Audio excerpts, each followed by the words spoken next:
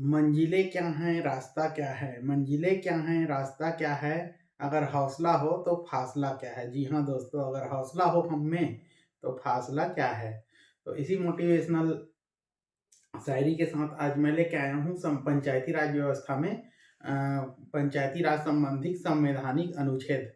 ठीक है। संवैधानिक अनुच्छेद है दोस्तों जो हमेशा पूछा जाता है।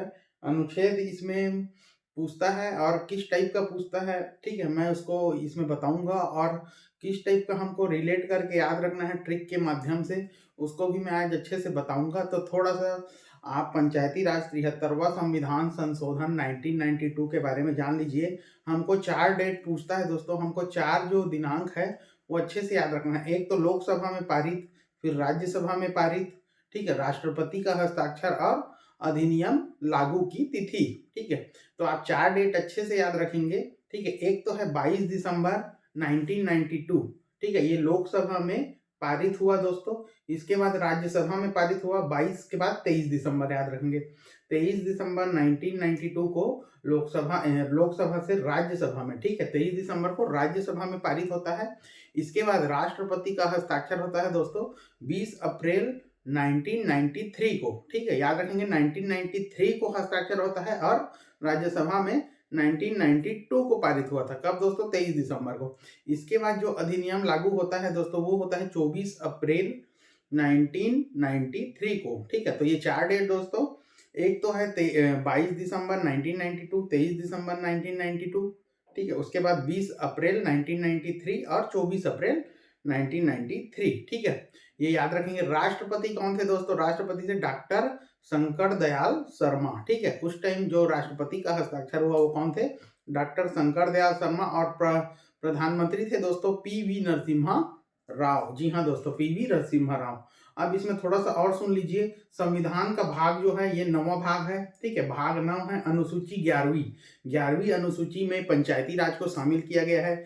ये क्वेश्चन एडीओ 2017 में पूछा गया था दोस्तों। कुल विषय हैं हमारे 29 जो सीजीपीएससी आईएसओ 2017 में पूछा गया है। ठीक है, अनुच्छेद है 243 क से लेके 243 अणा तक। ठीक है, इंग्लिश में कहें तो 243 ए से लेके 243 ओ तक। ठीक है, तो इसी के बारे में मैं आज बताऊंगा दोस्तों, 243 ए से लेके 243 ओ तक। ठीक है, आप कैसे याद रखेंगे इसको। ठीक है, इसमें और कुछ महत्वपूर्ण बात है जिसको मैं जल्दी से बता देना चाहता हूँ। ठीक है, अगर जल्दी में ना समझ आए तो एक बार और रिपीट वीडियो देख लीजिएगा। ठीक है, आगे बढ़ने से पहले दोस्तों, अभी तक मेरे चैनल को सब्सक्राइब लाइक नहीं किए होंगे तो प्लीज सब्सक्राइब करिए। मैं आप लोगों के लिए बहुत ही मेहनत कर रहा हूँ। ठीक है, तो आगे बढ़ते हैं। भारत में जो स्थानीय प्रशासन है इसमें जो पंचायती राज को संवैधानिक दर्जा मिला दोस्तों, ये मिला 73वां संविधान संशोधन 1992 के संविधान संशोधन में इनको संवैधानिक दर्जा मिला। ठीक है, अब अविभाजित मध्य प्रदेश देश का प्रथम प्रदेश है, राज्य है, ठीक है, जो पंचायती राज व्यवस्था को लागू किया। प्रतिवर्ष 24 अप्रैल को पंचायती राज दिवस मनाया जाता है। ठीक है, इस चीज को आप याद रखेंगे अच्छे से। इसके बाद दोस्तों छत्तीसगढ़ में पंचायती राज अधिनियम 1993 के कुछ और विशेष बातें हैं जिसको मैं जल्दी से बता देता हूं। एक है दोस्तों विधियों का अनुकूलन आदेश। ठीक है, विधियों का अनुकूलन आदेश कब पारित हुआ ऐसा अगर आपको पूछा तो याद रखना 7 जून 2001 को विधियों का अनुकूलन आदेश जो है पारित हुआ। इसके बाद राजपत्र में एक प्रकाशन है दोस्तों, तो वो कब हुआ? 18 जून 2001 को राजपत्र में प्रकाशित हुआ। ये क्वेश्चन पूछा हुआ है दोस्तों सीजीपीएससी इंजीनियरिंग 2015 में। ठीक है, इंजीनियरिंग का एक एग्जाम हुआ था तो 2015 में ये पूछा हुआ है। अब आते हैं संपूर्ण छत्तीसगढ़ में कब लागू हुआ, तो 1 नवंबर 2000। ठीक है, इसको आप याद रखेंगे, 1 नवंबर 2000 को संपूर्ण छत्तीसगढ़ में ये लागू हुआ। सीजी व्यापम लेबर इंस्पेक्टर में ये पूछा हुआ था। कुल अध्याय कितने हैं अगर पूछा तो 15 अध्याय हैं दोस्तों। ठीक है, 15 अध्याय हैं। ये सीजीपीएससी सीएमओ 2019 में पूछा हुआ है। कुल धाराएं जो हैं 132 धाराएं हैं, इसको याद रखेंगे। कुल अनुसूची 4 हैं। ठीक है, तो आप इसको अच्छे से याद रखिएगा, ये बहुत ही महत्वपूर्ण है जिसको मैंने आज बताया है। आप रिपीट देख लेंगे।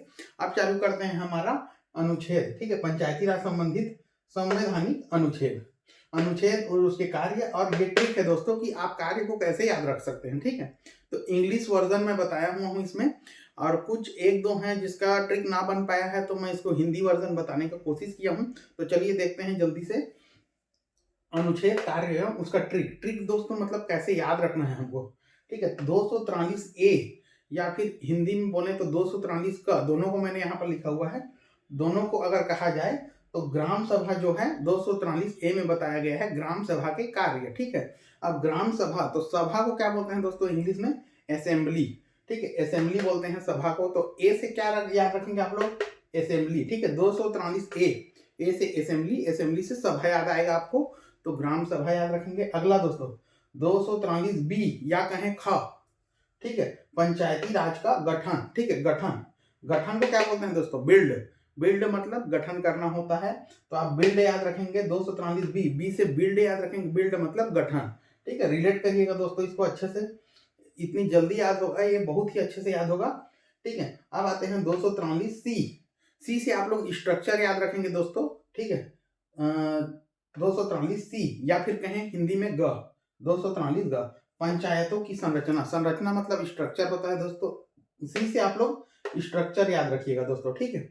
243 डी, डी का क्या है, मैं बन नहीं पाया है तो मैं ये इसको हिंदी में बनाया हूँ घ, ठीक है। घ से ये बहुत बार पूछा गया है दोस्तों, ये क्वेश्चन व्यापम का फेवरेट क्वेश्चन है, ये बहुत ही बार पूछा गया है, इसको अच्छे से याद रखिएगा।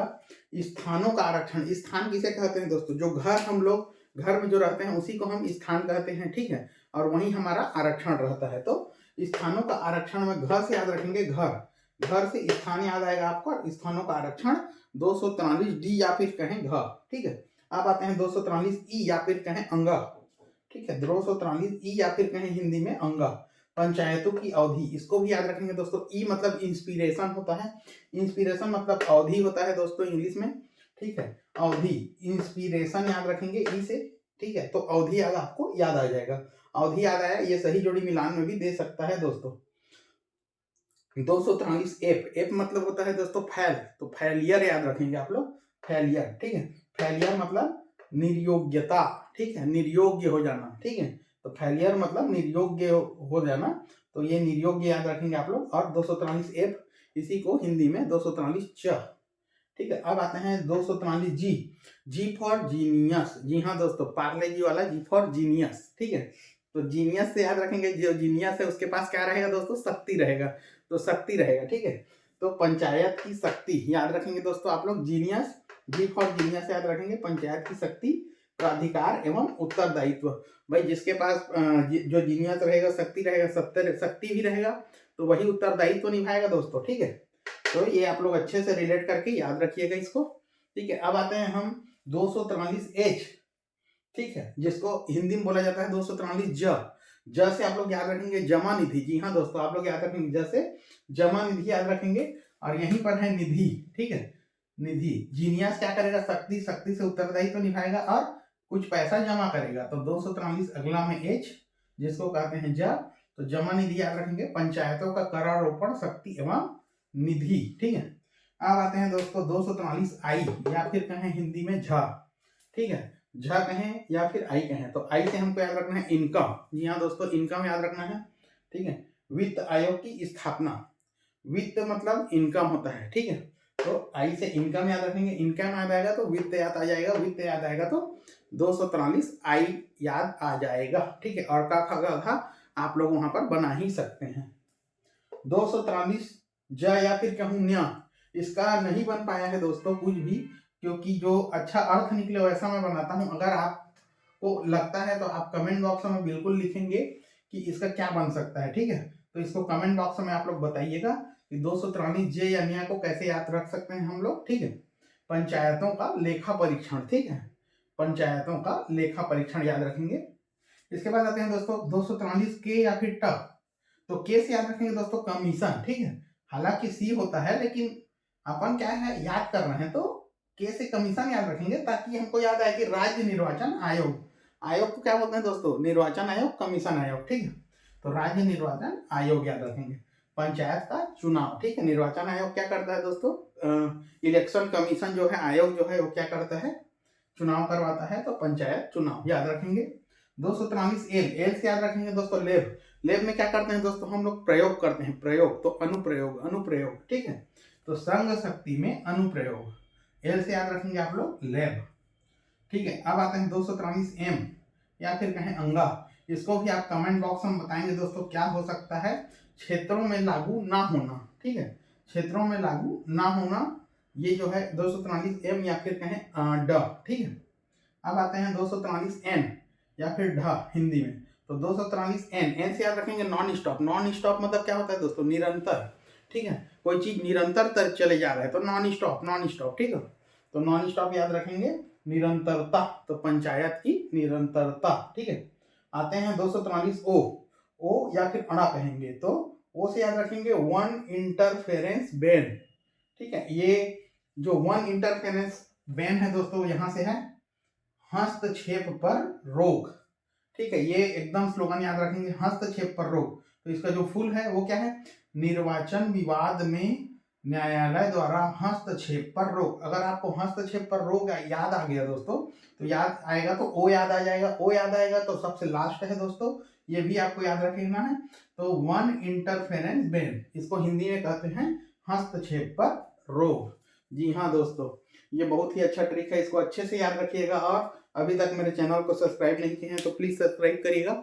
आज के लिए इतना ही है दोस्तों, ठीक है, स्क्रीनशॉट आप लोग ले लेना, ठीक है। तो आज के लिए इतना ही है। जय जोहार, जय छत्तीसगढ़।